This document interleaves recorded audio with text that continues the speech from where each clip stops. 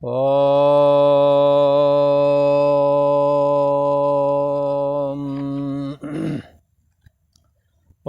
गुरु ब्रह्मा गुरु विष्णु गुरुदेव महेश्वरः गुरु साक्षात् परम ब्रह्म तस्मै श्री गुरुवे नमः। ओम सद्गुरुदेवाय नमः। योगेश्वर श्री कृष्ण भगवान की जय। ऐं सरस्वत्यै नमः।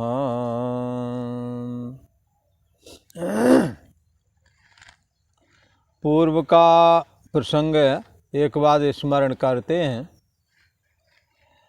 पूर्व में भगवान श्री कृष्ण ने अर्जुन के प्रति ये कहा, न ही ज्ञानेन सदृशं पवित्रमिह विद्यते तत् स्वयं योग संसिद्धि कालेनात्मनि विन्दति। ये पूर्व का प्रसंग है, तो थोड़ी सी इस पर चर्चा करते हैं, फिर आगे को बढ़ेंगे। भगवान श्री कृष्ण कहते हैं इस संसार में, यही माने इस संसार में, ज्ञानेन सदृशम, ज्ञान के समान पवित्र करने वाला कुछ भी नहीं है। ज्ञान एक ऐसी वस्तु है जिसके द्वारा आपके बंधन कट जाते हैं। ज्ञान के लिए कहते हैं ऋते ज्ञानान्न मुक्ति। वेद वचन है कि ज्ञान के बगैर मुक्ति नहीं। किसी ने कहा आप कौन से ज्ञान की बात कहते हो, आपसे ज़्यादा तो हम ही जानते हैं, हमें इतनी भाषाओं का ज्ञान है, ये ग्रंथ हमें साइंस वगैरह सब आते हैं, तो आपको ये सब नहीं आते हैं। तो बंधुओं, ये जो ज्ञान आपको है, ये ज्ञान लौकिक ज्ञान कहलाता है। लौकिक ज्ञान के द्वारा लौकिक उन्नति हो सकती है, पर आध्यात्मिक ज्ञान के द्वारा आत्मोद्धार होता है। आत्मोद्धार की दृष्टि से देखा जाए तो ये गीता का ज्ञान ही परम श्रेष्ठ है। इसी के द्वारा ये साधक कल्याण का भागी होता है। तो इसलिए कहा कि जैसे कर्म है, तो कर्म ये अपने आप में एक बंधनकारी कहा जाता है। एक श्रुति आती है, कहते कर्मणा बध्यते जंतु। कर्म के द्वारा ये जंतु, ये जीव बंध जाता है।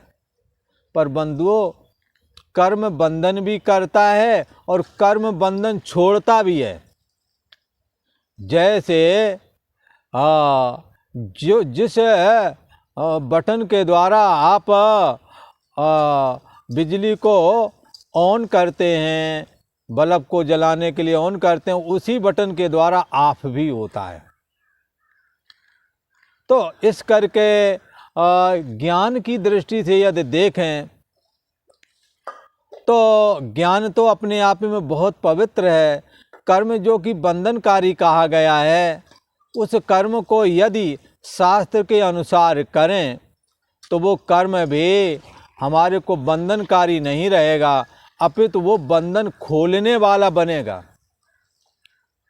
जैसे उदाहरण के लिए, एक जगह पर एक सर्प रहता था, वहीं पर एक साधु भी रहता था। तो किसी ने कहा ये जो सांप है ये काट लेगा, इसके साथ ना रहना चाहिए। मुश्किल ये थी, झोपड़ी एक ही थी, उसी में सांप घुस गया, जाए तो जाए कहाँ। तो उसने कहा अब मेरे को भी रहना है, ये इसमें घुस गया तो मैं भी घुसता हूँ। वो घुस गया उसके अंदर, पर एक किसी को बुलाकर उसके जहरीले दांत तोड़वा दिए, फिर उसको उसमें रहने दिया। अब सांप उसको भय देने वाला नहीं रह गया। अब सांप के डसने से मृत्यु नहीं होगी। ऐसे ही ये कर्म भी है जो बंधनकारी है। इस बंधनकारी कर्म का जो विषैला दांत है वो विषैला दांत तोड़ देते हैं। फिर ये जो कर्म है वो हमारे लिए बंधनकारी नहीं रहेगा। किसी ने कहा महाराज ये कर्म का विषैला दांत कौन सा है? तो इस पर कहते हैं कर्म का विषैला दांत है आसक्ति पूर्वक कर्म करना, कामना पूर्वक कर्म करना और मोह से ग्रसित होकर के कर्म करना, लोभ से ग्रसित होकर के, काम से ग्रसित होकर के कर्म करना। ये कर्म आपको बंधन के हेतु हो जाते हैं। अपनी अपनी कामना के चलते और आप लोभ बस घूसखोरी से आदि, बेईमानी आदि ये सब करते हैं, इससे कर्म खराब बन गए, ये बंधनकारी हो गया। जब यही कर्म आप ऐसा विचार करके करते हैं, अरे भाई जिस कंपनी में अपन काम करते हैं या जिस सरकारी ऑफिस में हम काम करते हैं वो हमें अपना मेहनताना वेतन के रूप में दे ही रहे हैं, तो हम क्यों करके किसी की बेईमानी करें और पूरा हम मेहनत करके दें। तो फिर क्या होगा? ये आपका शुभ लाभ है, अशुभ लाभ नहीं। इसके द्वारा जो आप कमाएंगे ये शुभ लाभ है, ये शुभ लाभ हानिकारी नहीं है। तो क्या है? ये कर्म बंधन जब मोह से ग्रसित होकर के और कामना से ग्रसित होकर के किया जाता है और अनित पूर्वक किया जाता है तो ये कर्म बंधनकारी हो जाता है। हमने क्या करना है? इसका विषैला दांत तोड़ देना है। हमने अपने कर्म और दूसरों के कर्म कैसे करना है? आसक्ति छोड़ करके करना है। कोई भी काम मिल रहा है, जैसे घर परिवार में हम रहते हैं, मान लो सभी पढ़े लिखे, सभी कहें हम नहीं ये काम करेंगे, हम पढ़े लिखे, तो क्या बात बनेगी? अरे भाई सभी लोग घर में हैं, सभी पढ़े लिखे हैं, जिसको जो काम मिल जाए कर डालो। बोले ये हमारे योग्य काम नहीं है। एक जगह एक पुराने समय में एक ने इंजीनियरिंग की, तो और उसके भाई थे वो इंजीनियर नहीं थे, वो थे, अब उसने इंजीनियरिंग कर लिया। तो ये था घर में गोबर फेंकने के लिए एक अपना छोटा वाला गोबर फेंकता रहता था। एक दिन वो सभी चले गए तो वो इंजीनियर जो था बोले हम तो नहीं फेंकेंगे, हमें गंद आती है उसमें, है। तो अब ये छोटा काम है, ये हमारे लायक काम है क्या? अरे तुम्हारे ही काम है, इसमें छोटा कौन बड़ा। पर रोटी बनाने में तो हाथ गीले हो जाते हैं, आटा चपकता है, पर खाने में नहीं होता कुछ। तो ये क्या है? खाने वाला काम बढ़िया लगता है, बनाने वाला बढ़िया नहीं लगता है। गोबर डालने वाला काम ये खराब लगता है। वही गोबर जब खेत में जाता है तो अनाज आता है जिससे रोटी बनती है। काम कोई बड़ा नहीं, कोई छोटा नहीं। आपका इरादा क्या है? आप काम करना ही नहीं चाहते हैं, इसलिए आप संग दोष का त्याग करें, आसक्ति का त्याग करें कि हमें यही काम चाहिए, जो काम मिलेगा वो करेंगे। ऑफिस में जो काम करके आए ठीक है, अब घर में तो सब एक जैसे हैं। इसीलिए कई बार बड़े ऑफिसर लोग उनका घंटी उन्होंने बजाई कि चपरासी हाजिर, हाँ सर, चलो ठीक है, ये करो वो करो, चलती रही मन। जब रिटायर होकर के घर पे आए जो 2-3-4 जो बच्चे थे उनसे जब इस तरह से तड़ी झाड़ी तो उन्होंने कहा यहाँ आपकी बाबूगिरी नहीं चलेगी, हैं, अधिकारीपना वहीं रखना अपना। तब वो बोले मैं पुलिस को फ़ोन कर दूंगा। बोले बुला लाओ, पहले पुलिस को बुलाओ तो मैं तुम्हें बताता हूँ। इस तरह का सामना होता है। घर में आकर के आप अधिकारी नहीं रहना। घर में आकर के आप रिटायर हो गए तो बाप बन के रहो, अधिकारी बन के नहीं रहो। और तो हुक्म चलाने की मत सोचो, प्यार से कराने की बात कहो। हुक्म चलाने वाला काम तो वहाँ आपके लिए चपरासी रखा था, वो हाँ हजूरी करता था क्योंकि उसे भी काम करना था। कोई आपके लिए हाँ हजूरी कोई नहीं कर रहा था। परिवार में जब आओगे तो वहाँ पर आप दूसरी तरह से पेश आवें तो ये आपका कर्म आराम से होवेंगे। वरना आप एक बार आंखें दिखाओगे वो कहेगा हाँ, बच्चे 1-2 बार देख लेंगे, फिर आगे वो भी आपकी बात को मानने से इनकार कर सकते हैं। यही कर्म आप जब आसक्ति से रहित होकर के करते हैं, जो भी मिल जाए करेंगे। पर जब हाँ जो नौकरी सर्विस आदमी है वो अलग बात है। तो बहुत सारे झगड़े तो इस बात को लेकर के हैं, हमारे को ये काम के लिए कह दिया। अरे भाई घर का काम है, कर लो, क्या जाता है। खैर, कर्म जो है जब फल की इच्छा छोड़ दी जाती है, कामना छोड़ दी जाती है, तो फिर बंधनकारी नहीं रहता। वो चित्त को निर्मल बना करके और फल देने में असमर्थ हो करके, फल देने में तो असमर्थ हो जाता है, पर एक बहुत सुंदर वस्तु देता है, एक बहुत सुंदर चीज़ देता है, वो है परमात्मा से प्रेम। जो कोई कामना नहीं रखता, जो कोई फल की इच्छा रख करके किसी कर्म में प्रवृत्त नहीं होता है, कर्तव्य समझ करके प्रवृत्त होता है, उसके हृदय में विषयों से वैराग हो जाता है।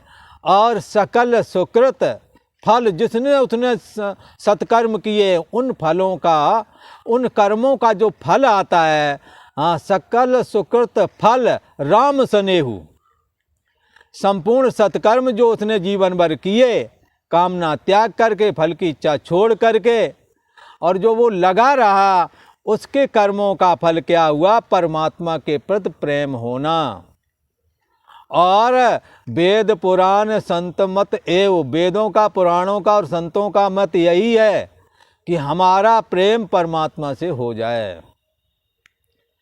फिर जो होवेगा यही कर्म आपको, जब प्रेम हो जाएगा, प्रेम का ही दूसरा नाम भक्ति, परमात्मा से प्रेम हो जावे, तो फिर क्या होता है? वैराग, विषयों से वैराग स्वतः ही हो जाता है, और जहाँ वैराग है वहीं तो ज्ञान है। तो ये उसके कर्म बंधन सहज में ही टूट जाते हैं, खत्म हो जाते हैं।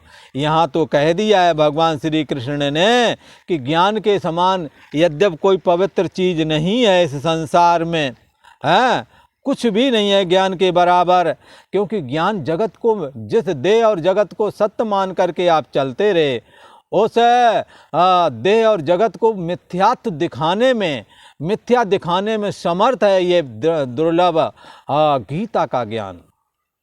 तो कहते हैं इसलिए ये ज्ञान के समान कोई पवित्र चीज़ नहीं है। माता पिता आदि ने जन्म देकर के शरीर दिया, और उस शरीर का फल क्या है? परमात्मा का चिंतन करना, भक्ति करना। तो उस भक्ति के द्वारा ज्ञान प्राप्त हो, इसलिए ज्ञान से बढ़कर के कोई वस्तु नहीं।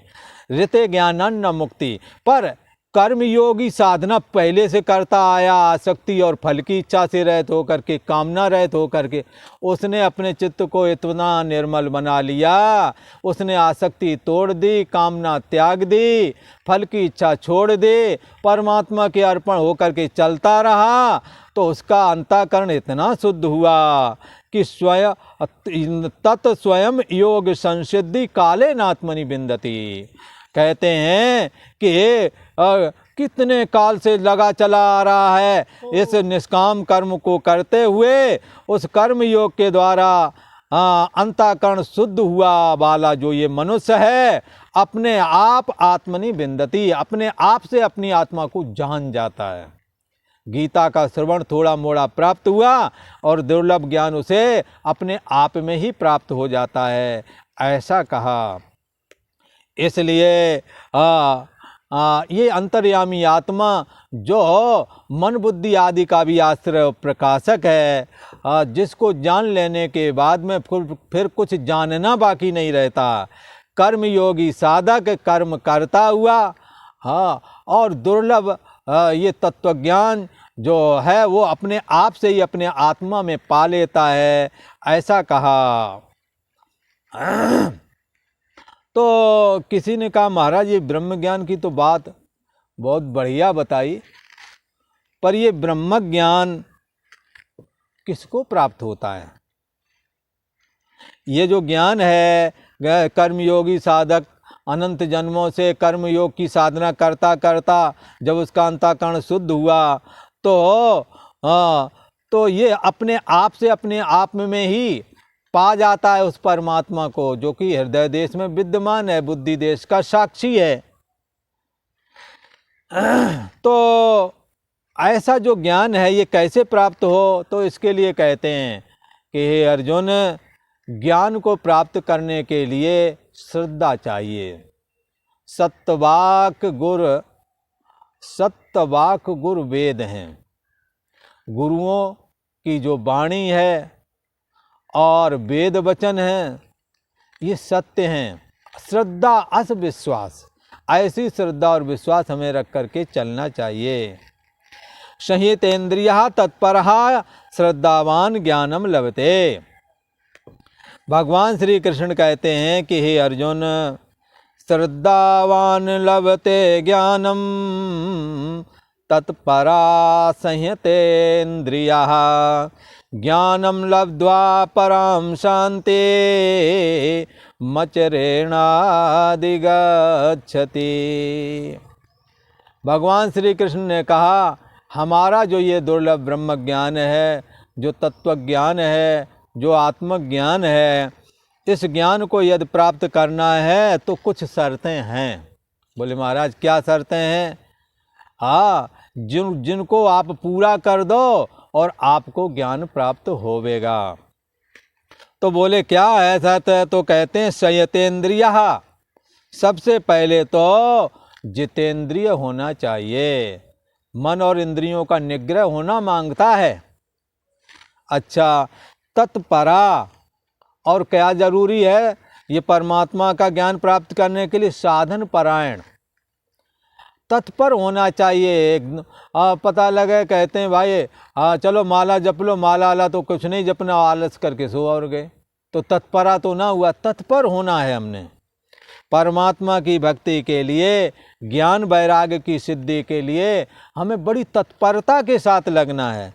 संयतेन्द्रिया, इंद्रियों को जीत करके, जितेंद्रिया, संयतेन्द्रिया का मतलब जितेंद्रिया, अपनी इंद्रियों को जीत करके तत्परा साधना के परायण हो जाना चाहिए। तत्परा क्या? साधन परायण हो जाना। यदि निष्काम योग की साधना करना है तो कामना और आसक्ति से रहित हो करके अपने काम में लगे रहें, ये कर्म साधना है। और यदि जप साधना में लगे तो परमात्मा का स्मरण करते हुए जप आदि में लगे रहें। इसी प्रकार से योग साधना है, अनेकों प्रकार की साधनाएं हैं, आप उनमें लगें, पर कैसे लगें? तत्परा, तत्पर होकर के लगें। श्रद्धावान ज्ञानम लभते, जो श्रद्धावान हैं, तत्पर हैं कि जो गुरु महाराज ने कहा सुबह उठ करके एक माला गायत्री जपना है, फिर स्वाध्याय करना है, और सेवा करनी है, और बाद में फिर ध्यान करना है, ऐसे जो अपना समय का बंटवारा करके जो पूर्व के ऋषि महर्षि चलते रहे, तो इन साधन भजन में आपको तत्पर होना पड़ेगा।